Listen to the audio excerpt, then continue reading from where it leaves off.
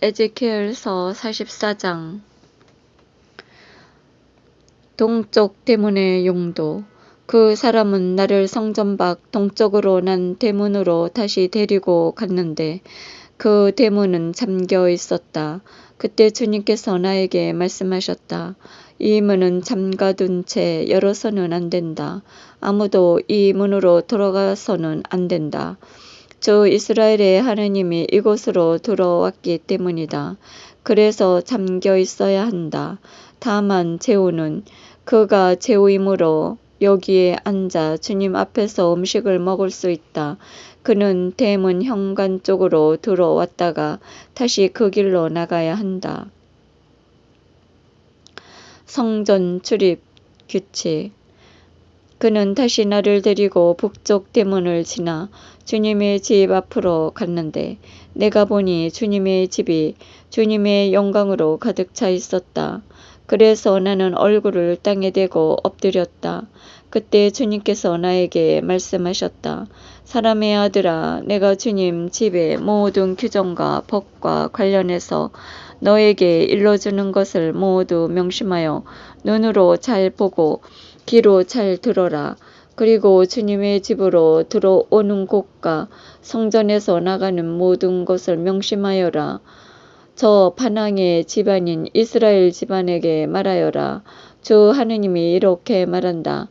이스라엘 집안아, 너는 온갖 역겨운 짓을 많이도 저질렀다.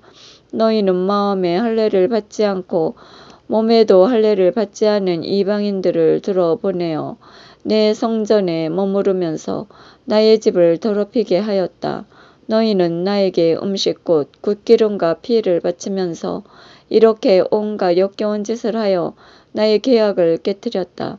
너희는 나의 거룩한 물건들과 관련된 직무를 수행하지 않고 나의 성전에서 너희 대신 이방인들이 나를 위한 직무를 수행하게 하였다. 주 하느님이 이렇게 말한다.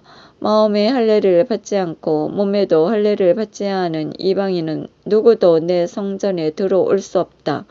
이스라엘 자손들 가운데에 사는 어떤 이방인도 마찬가지다.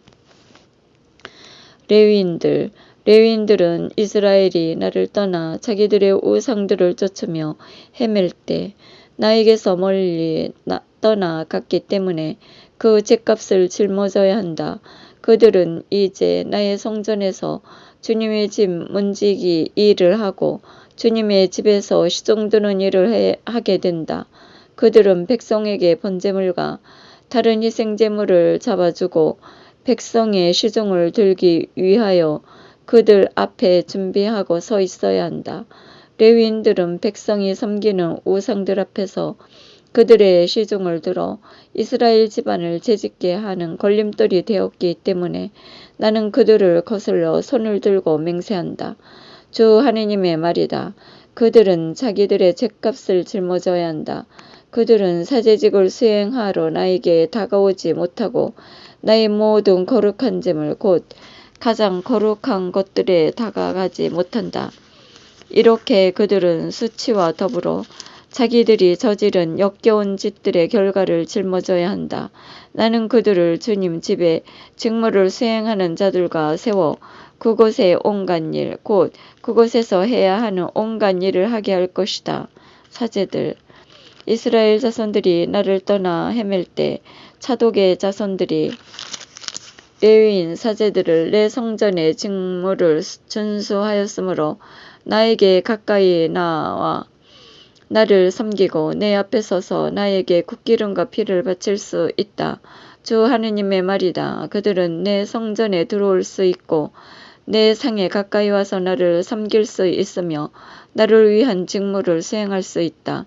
그러나 그들이 안뜰대문으로 들어오는 때에는 암흑포 옷을 입어야 한다. 안뜰대문 안에서나 주님의 집 안에서 예식을 거행할 때 양털옷을 걸쳐서는 안 된다. 머리에는 암화포 쓰개를 쓰고 허리에는 암화포 속바지를 입어야 하고 땀이 나게 하는 띠를 둘러서는 안 된다. 바깥들로 백성에게 나갈 때에는 예식을 거행할 때 입었던 옷을 벗어 거룩한 방에 두고 다른 옷으로 갈아입어야 한다. 그렇게 하여 사제들은 자기들의 옷으로 백성을 신성한 가운데 닿게 하는 일이 없어야 한다. 그리고 사제들은 머리를 밀어서도 안 되고 머리카락을 길게 자라도록 내버려 두어서도 안 된다. 그들은 머리를 잘 손질해야 한다. 어떤 사제이든 안뜰로 들어갈 때는 술을 마셔서는 안 된다. 그들은 이스라엘 집안 후손의 처녀가 아니면 과부나 소박맞은 여자를 아내로 맞아들여서는 안 된다.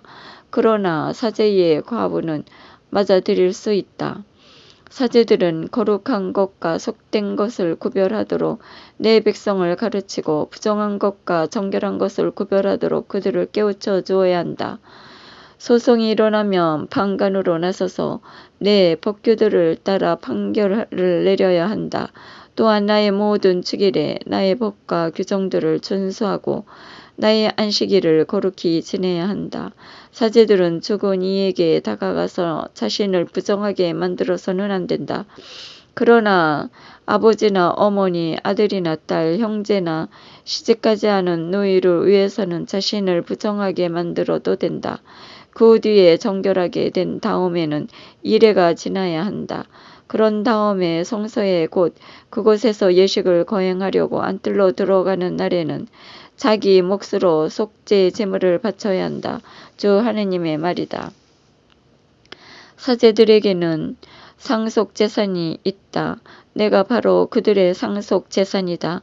너희는 이스라엘에서 어떤 소유지도 그들에게 주어서는 안 된다. 내가 바로 그들의 소유지다.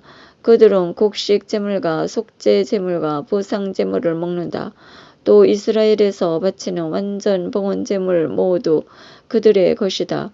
온갖 종류의 모든 만물 가운데서 가장 좋은 것, 너희가 바치는 온갖 종류의 예물은 모두 사제들의 것이 된다. 너희는 반죽한 것 가운데에서 가장 좋은 것을 사제에게 주어 네 집에 복이 내리게 하여라. 사제들은 새나 짐승 가운데에서 저절로 죽은 것이나 맹수에게 찢겨서 죽은 것은 어떤 것도 먹어서는 안 된다. 생명의 말씀이신 주님, 영원히 찬미 받으소서.